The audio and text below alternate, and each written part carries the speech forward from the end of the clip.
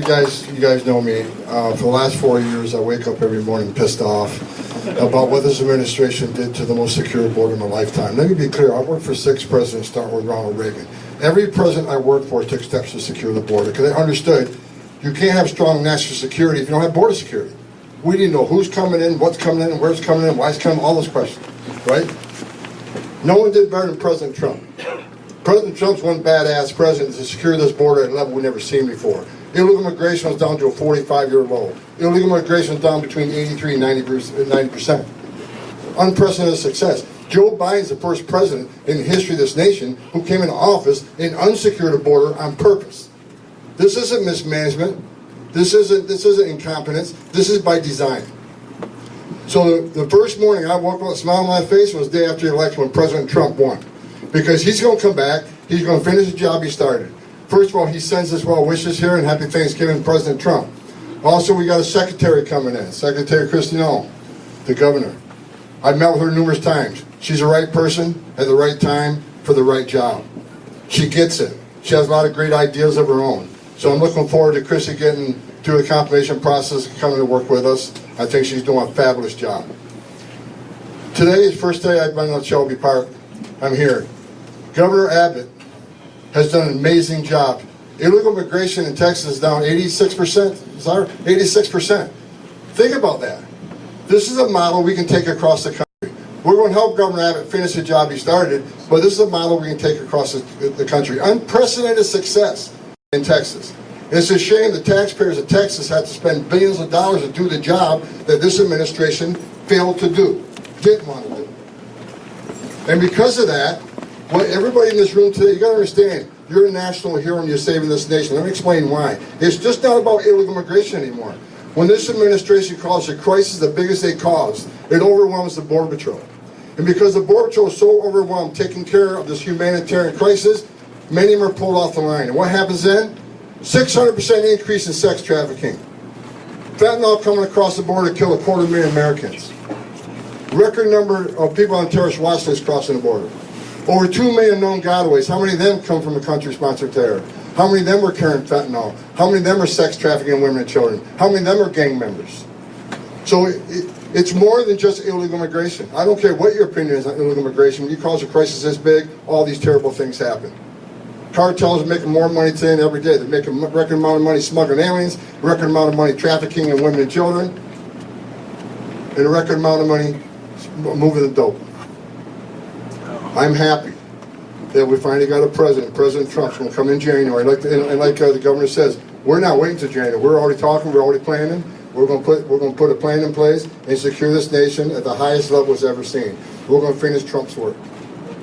I want to say thank you to each and every one of you.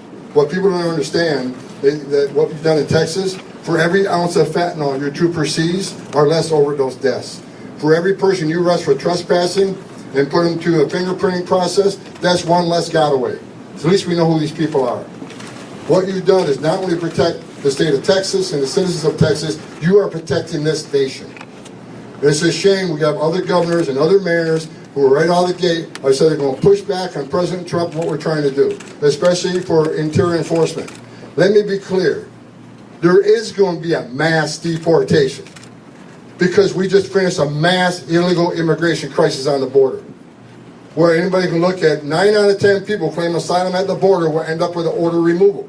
So you can't ask for the right to claim asylum, the right to see a judge, the right to due process, and we give you that due process, and at the end of that due process, a federal judge orders you removed, we have to remove them.